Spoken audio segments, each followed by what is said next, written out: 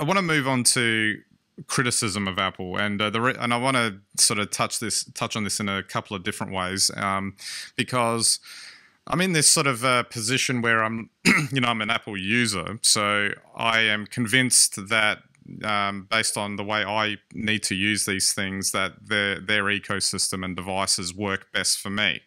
Now, that doesn't mean that I buy into their whole change. We're changing the world. We're making humanity better and all that stuff that they do. I'm not buying into any of that. As far as I'm concerned, if they do start going down a path where it's not working anymore, I'll change. I was on Windows for 15 years. Windows PCs for 15 years. I didn't go to a Mac straight away. So it's not about that, but I recognize that on balance for me, they make the best experience, the best computing experience, if you want to call it, across their devices. And I understand that it's cringeworthy when they get up on stage and do all of that rubbish around. They had that whole thing in the beginning of the keynote about us retail stores are not stores; they're town squares where we bring people together. And it was just the kind of hyperbole that you just want to start throwing up on, really, when you think of it. I mean, I can kind of get what they're saying. Okay, we're trying to create some spaces for people to come together and that, but it makes it's just crap, really.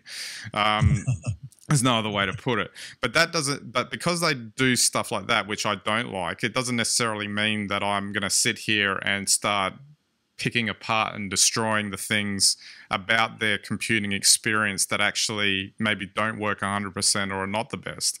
So. And I'd like to know what you think about this, Steve. There's a particular Windows blogger that I've been following for about 10 years now. He actually is pretty good. He's pretty balanced. He kind of calls things that are good, calls things that are bad, and even on the Microsoft end, he does the same thing. And he's got a real problem with the hubris angle that Apple takes. But I think it's starting, based on the commentary I've been seeing, the way he's responding to these things, it seems like that criticism of that part of it is infecting his descriptions of what the products are. So, for instance, he'll come out and he'll say, because the 7 camera, in his opinion, isn't quite as good as the 6S, he'll say a blanket statement like the iPhone 7 camera is terrible. Now, I think what he's trying to say is it's a disappointment, a big disappointment that a generation later that the camera isn't quite as good as what the previous generation was. And the fact that Apple's going out and saying, we've got the best camera in the world, no, you don't, guys.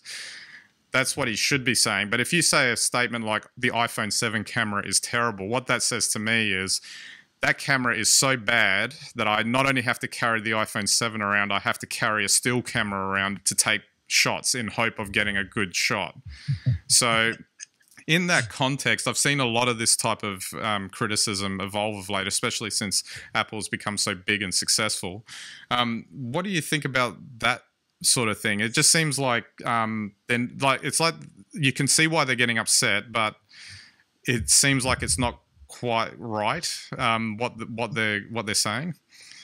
Look, I guess in terms of wider than Apple. This is a wider issue. It comes down to fake news, back to Trump, all those sorts of things.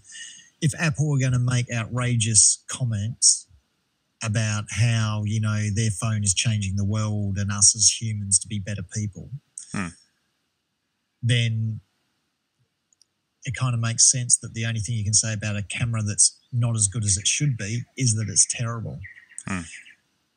It doesn't serve any purpose at all. It doesn't serve a company to start talking about themselves when, at the end of the day, they are an economic function. There's, they don't do anything motivated by, altruism. No. And I think the spin-off is that what we're seeing increasingly now in any commentary is it's the best of the best versus the worst of the worst. So it's no longer good enough to be a good person who's doing the best that you can. You have to have a backstory that's tear-jerking. You have to have a motivation that's driving you, that's beyond what any of us, could reasonably feel. And we're amazed by how you do it. And conversely, is as you can see with activism and the opposing sides of polarized views on any political, is that it's got to be 180 degrees opposite. It's got to be antagonistic. And if someone says it's, you know, white, then someone says it's black. And I think that's unfortunately where we're getting to. When it comes to true technical reviews, is this any good? How good is it? Where does it rate? I think we're really losing that capacity. And I've seen it in a number of industries now, you know, where, you know, the fanboy blogger or the person who gets paid to promote certain products always comes out, you know, whether it's cars, whether it's electronic goods, whether it's restaurant. You know, oh, yeah, it's great. You know, oh, free-range organic coffee. Yeah, you know, all that sort of stuff. Is it really good? Well, probably not that good. And, of course, so the only opposite side is that it's crap. And that's actually a good point. So if just to, like in what I was describing earlier, the iPhone 7 is a terrible camera, makes for a great headline, which you will probably click on, whereas a headline which says the iPhone 7 camera is disappointing because it's not as good as the 6S doesn't catch your attention. And that's kind of that is a sad place to be, really, because it's not giving you an accurate reflection of how it is.